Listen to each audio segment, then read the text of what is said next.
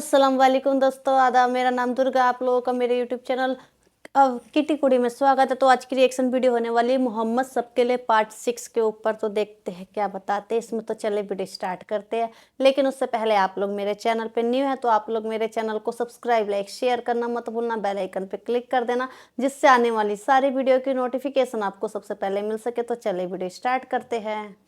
अस्सलाम वालेकुम दोस्तों, कैसे हो? उम्मीद है कि सब खैरियत से होंगे। अल्लाह आप लोगों को ऐसे ही खुश रखे। सरकार दो आलम सल्लल्लाहु अलैहि वसल्लम की पूरी जिंदगी पर बनने वाली वीडियो सीरीज जिसका नाम मोहम्मद सब के लिए है, ये उसका छठा हिस्सा यानी पार्ट 6 है। थोड़ा हम रिकैप कर लेते हैं कि हमने पांचवें हिस्से में क्या सुना। हमने पांचवें हिस्से में सुना कि आपके पैदाइश से पहले और पैदाइश के बाद कितने अजीब अजीब वाकयात हुए। बड़े बड़े यहूदियों के राहिबों ने, उनके आलिमों ने आपके आमद को पहचाना और रूम और फारस के महलों में जलजला आया और हजारों साल से जलता हुआ जो आतिश कदा था, जो आग थी, वो भी बुझ गई और दरियाए सावा जोश मारकर सूख गया। और आपके पैदाइश के वक्त, आपके जन्म के वक्त हजरत आमिना ने एक बहुत बड़ा नूर भी देखा और जो साथ में उस वक्त एक औरत थी, उसने देखा कि सितारे बिल्कुल जमीन पर झुके जा रहे हैं। और फिर हमने सुना कि दूध पिलाने के लिए हजरत हलीमा ने सरकार दो आलम सल्लल्लाहु अलैहि वसल्लम को लेकर अपने गांव, अपने घर लेकर गई जो देहात में जाया करते थे। वहां पर आप सल्लल्लाहु अलैहि वसल्लम की वजह से इतनी बरकतें नाजिल हुई और इतनी रहमतें नाजिल हुई कि जानवरों के थनों में दूध आ गया और हजरत हलीमा का सीना भी दूध से भर गया। उनकी जो ऊँटनी लागर थी, दुबली थी, वो ताकतवर हो गई और भागने लग गई। और जहां पर दाई हलीमा के जानवर, ऊँट वगैरह चरते थे, वहां पर खूब घास होने लग गई। और हुजूर की बरकत से दाई हलीमा के पूरे गांव में रहमतें नाजिल होना शुरू हुई जो लोगों ने अपनी आंखों से देखा। फिर हुआ ये कि उस वक्त दूध पिलाने की मुद्दत 2 साल हुआ करती थी। 2 साल पूरी होने के बाद में जब वापस हुजूर पाक सल्लल्लाहु अलैहि वसल्लम को वापस हजरत आमिना के पास देने का वक्त आया तो हजरत हलीमा का दिल नहीं चाह रहा था। वो हजरत आमिना के पास गई और इसरार करके दोबारा सरकार दो आलम सल्लल्लाहु अलैहि वसल्लम को अपने साथ कुछ दिनों के लिए वापस अपने गांव लेकर आ गई। चलिए अब आगे सुनते हैं। जब सरकार दो आलम सल्लल्लाहु अलैहि वसल्लम की उम्र 4 साल की हुई तो आप कभी कभी बकरियां चराने जंगल जाया करते थे। एक दिन की बात है कि आप बच्चों के साथ बकरियां चराने जंगल चले गए। वहां एक जगह बैठकर आप बकरियों की देखभाल करने लगे कि बकरियां चर रही थी और दूसरे बच्चे खेल कूद में लगे हुए थे। बिल्कुल दोपहर का वक्त था। जिब्राइल अलैहिस्सलातु वस्सलाम और कुछ फरिश्ते अचानक आपके सामने आ गए। हजरत जिब्राइल के हाथों में एक सोने का खूबसूरत तश्त था और उसमें जमजम का पानी और कुछ बर्फ जैसा उसके अंदर था। हजरत जिब्राइल अलैहिस्सलातु वस्सलाम ने सरकार दो आलम सल्लल्लाहु अलैहि वसल्लम को जमीन पर सीधा लिटाया और फिर आपका सीना चाक किया, यानी सीने को फाड़ा और उसमें से दिल को निकाला और जमजम के पानी से खूब अच्छी तरह से धोया और फिर 2 टुकड़े खून के जमे हुए निकाले और उसको निकालकर बाहर फेंक दिया और कहा कि ये शैतान का हिस्सा है। और दिल को उस सोने के तश में डालकर अच्छे से धोने के बाद फिर उसको अपनी जगह पर, अपने मकाम पर रख दिया और फिर सीने को बंद कर दिया और उस पर अल्लाह के हुक्म से हाथ फेरा तो वो सीना जैसे कि वैसा हो गया जैसे वो पहले था। रिवायात में आता है कि दिल को इसलिए धोया गया कि दिल में जो गुनाहों के मादे होते हैं उससे बिल्कुल हुजूर का दिल पाक हो जाए और कोई गुनाहों का नामो निशान भी बाकी न रह जाए। और जमजम और बर्फ से इसलिए धोया गया कि गुनाहों का मिजाज गर्म होता है, इसलिए वो माद्दे मासियत यानी जो गुनाहों का मादा होता है उसको ठंडा करने के लिए, उसको बुझाने के लिए बर्फ का इस्तेमाल किया गया ताकि गुनाहों की हरारत और उसकी गर्मी का भी नामो निशान बाकी ना रहे। जब दूसरे बच्चों ने ये सब मंजर देखा तो वो तो डर गए, सहम गए। सब दौड़ते हुए, घबराते हुए दाई हलीमा के पास पहुंचे और बच्चों ने जाकर बताया कि किसी ने मोहम्मद को कत्ल कर दिया। दाई हलीमा ये सुनते ही बदहवास होकर हुजूर के पास दौड़ते हुए आई तो देखा कि आप जंगल में डरे डरे सहमे सहमे खड़े हैं और पसीने से शराबोर है। दाई हलीमा के शौहर ने एकदम से आपको अपने सीने से लगाया, चुमकारा और पूछा कि क्या हुआ मोहम्मद, क्या हुआ था? तो सरकार दो आलम सल्लल्लाहु अलैहि वसल्लम ने बताया कि दो लोग मेरे पास आए थे, उन्होंने मुझे पकड़कर सीधा लिटाया और मेरे सीने को चाक किया, अंदर से कुछ निकाला, उसको धोया, दोबारा अंदर रख दिया और फिर सीना जैसे के वैसे करके वो लोग चले गए। इस वाक़े ने दाई हलीमा और उनके शौहर को बिल्कुल डरा दिया।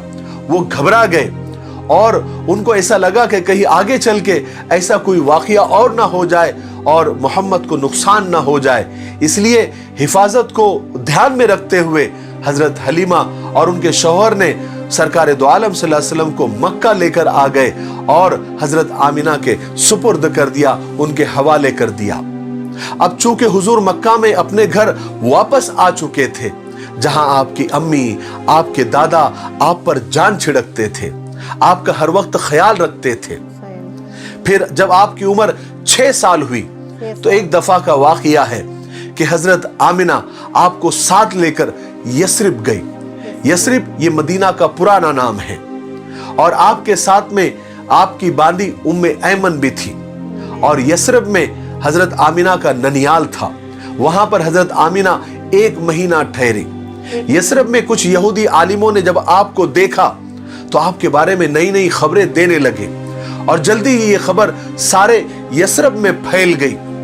यहूदियों की जमातें आपको देखने के लिए आने लगी क्योंकि यहूदियों के पास आसमानी किताबें थी और उन किताबों में हुजूर पाक सल्लल्लाहु अलैहि वसल्लम की आने की निशानियां सारी की सारी साफ साफ लिखी हुई थी और आखिरी नबी आने की खबर भी उसमें साफ साफ लिखी हुई थी और बहुत सारी पेशन गोइया और बहुत सारी निशानियां बताई गई थी।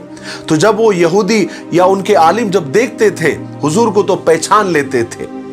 एक दिन हुआ कि यहूदियों की एक जमात आपको देखने के लिए आई तो उनमें से एक बुजुर्ग राहिब, एक आलिम ने जब आपको देखा तो वहीं पर पुकार उठा कि ये बच्चा इस उम्मत का नबी बनेगा और मैं गारंटी से कहता हूं कि ये इसी शहर यस्रब में हिजरत करके आएगा। बहरहाल फिर 1 महीना ठहर कर बीबी आमिना यस्रब से मक्का के लिए रवाना हुई, मगर यस्रब से जब वो चलकर मकाम अबुआ पर पहुंची जहां पर उनके शौहर यानी सरकार दो आलम सल्लल्लाहु अलैहि वसल्लम के अब्बा जनाब अब्दुल्लाह की कब्र थी, तो वहां ठहर गई क्या, ठहरना पड़ा। गमे मोहब्बत ने दामन पकड़ लिया और कहा कि शौहर की कब्र तो देखते जाओ, फिर पता नहीं देखना नसीब हो या ना हो। हजरत आमिना के दिल में एक चोट उभर आई, कलेजे का जख्म हरा हो गया। कुछ थकान, कुछ शिद्दते गम, कुछ मौसम का असर, बीबी आमिना बीमार हो गई और बीमारी बढ़ती चली गई। उस वक्त दवाखानों का, शिफाखानों का रिवाज कहां था और उस वीरान जगह पर कौन तबीब आता, कौन इलाज करता। बस ले दे के उम्मे ऐमन साथ में थी जो बीबी आमिना की बांदी थी, जो बीबी आमिना का ख्याल रखती थी। बीबी आमिना की तबीयत इतनी खराब हो गई कि मौत का फरिश्ता सामने आकर खड़ा हो गया और कहने लगा कि ओ आमिना, तुम्हारी सांसों की गिनती अब पूरी हो चुकी। आमिना, तेरा दाना पानी अब दुनिया से उठ चुका। बीबी आमिना को अपने मरने का गम नहीं था, ज्यादा गम इस बात का था कि मेरे बाद मेरे दिल के टुकड़े मोहम्मद का क्या होगा, उसकी खबरगिरी कौन करेगा। पैदा होने से पहले बाप का साया उठ गया, अब कुछ होश संभाला तो मां के सामने मौत खड़ी है। दुनिया में हर बच्चे को मां बाप का ही सहारा होता है, उन्हीं की शफकत के सहारे बच्चे परवान चढ़ते हैं। रिश्तेदार भले ही कितने ही अच्छे हो, लेकिन मां बाप की मोहब्बत भला कहां पैदा होती है। यही गम बीबी आमिना को मरते मरते खाए जा रहा था। उम्मे ऐमन बीबी आमिना को तसल्ली देती, ढारस बंधाती, हौसला देती और कहती कि ए उम्मे मोहम्मद, اے محمد کی ماں تم فکر مت کرو, تم زیادہ پریشان مت ہو, تھوڑی سی بیماری ہے, 2-4 دن میں تم ٹھیک ہو جاؤ گی. لیکن ام ایمن کو کیا پتا تھا کہ قدرت کو کچھ اور ہی منظور ہے. خدا وہ سانچہ ہی توڑ دینا چاہتا تھا جس سانچے میں محمد کو بنایا تھا, تاکہ پھر اس جیسا کوئی نہ ہو. بی بی آمنہ کی طبیعت بگڑتی چلی گئی. بی بی آمنہ نے اپنے جگر کے ٹکڑے محمد کے سر پر ہاتھ پھیرا, اور وہی آخری ہاتھ تھا. کچھ کہنا چاہا لیکن بیماری کی شدت نے اجازت نہیں دی. 2-4 کروٹیں لی اور ننھے محمد پردیس میں بن ماں کے رہ گئے, اور وہی مقام ابوا پر جہاں پر 7 سال پہلے جناب عبداللہ دفن ہوئے تھے, وہیں پر بی بی آمنہ بھی دفن ہو گئی. سرکار دو عالم صلی اللہ علیہ وسلم نے ہوش کے زمانے میں یہ پہلا اتنا بڑا حادثہ دیکھا, وہ بھی اتنا المناک, اتنا دردناک. ماں کے ہمیشہ کی جدائی, وہ بھی کہاں, پردیس میں, رشتہ داروں سے دور, بے کسی اور ناآشنائی کی موت. یہ موت اگر مکہ میں ہوتی تو سینکڑوں لوگ میت میں آ جاتے, گھر گھر سے رونے والیاں آ جاتی. مگر یہاں ام ایمن اور سرکار دو عالم کے علاوہ کوئی آنسو بہانے والا نہیں تھا. آج کے لیے اتنا کافی ہے, کیونکہ ویڈیو کافی لمبا ہو رہا ہے. ہم 7ویں حصے میں آپ کو بتائیں گے کہ سرکار دو عالم صلی اللہ علیہ وسلم پر بچپن میں ہی کتنے غموں کے پہاڑ ان پر ٹوٹے, لیکن آپ نے صبر کیا اور قیامت تک آنے والے انسانوں کو یہ درس دیا کہ مصیبتوں سے, پریشانیوں سے گھبرائے نہیں, کیونکہ وہ اللہ ہی دیتا ہے, اور صبر بھی اللہ ہی دیتا ہے, اور صبر کے بدلے میں جنت بھی اللہ ہی دیتا ہے, اور صبر کرنے والوں کے ساتھ اللہ ہوتے ہیں. اور اس کے آگے کے واقعات ہم 7ویں حصے میں آپ کو بتائیں گے. تب تک آپ تھوڑا سا انتظار کریں. تب تک میرے لیے, پوری امت کے لیے اور پوری انسانیت کے لیے خیر اور بھلائی کی دعا کرتے رہیں. السلام علیکم ورحمۃ اللہ وبرکاتہ. سچ میں کتنے اچھے طریقے سے سمجھایا کہ مطلب بی بی آمنہ کی موت کیسے ہوئی, اور وہ مطلب بیمار ہونے لگی تھی.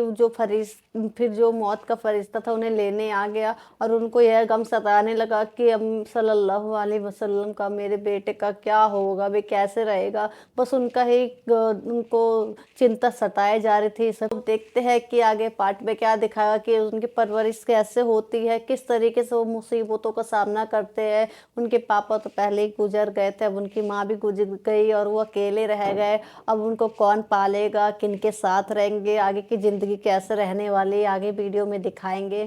تو بہت ہی ایموشنل ویڈیو لگا, ایموشنل کر دینے والا تھا, بہت ہی مطلب ہارٹ ٹچنگ سا تھا. تو آپ لوگ ویڈیو دیکھ کے سمجھ ہی گئے ہوں گے. تو آپ لوگ بتانا کہ آپ لوگوں کو ویڈیو کیسے لگا, آپ لوگ کمنٹ کر کے ضرور بتانا. اور آپ لوگ میرے چینل پہ نیو ہیں تو آپ لوگ میرے چینل کو سبسکرائب, لائک, شیئر کرنا مت بھولنا. بیل آئیکن پہ کلک کر دینا, جس سے آنے والی سارے ویڈیو کی نوٹیفیکیشن آپ کو سب سے پہلے مل سکے. تو پھر ملتے ہیں نیکسٹ ویڈیو میں.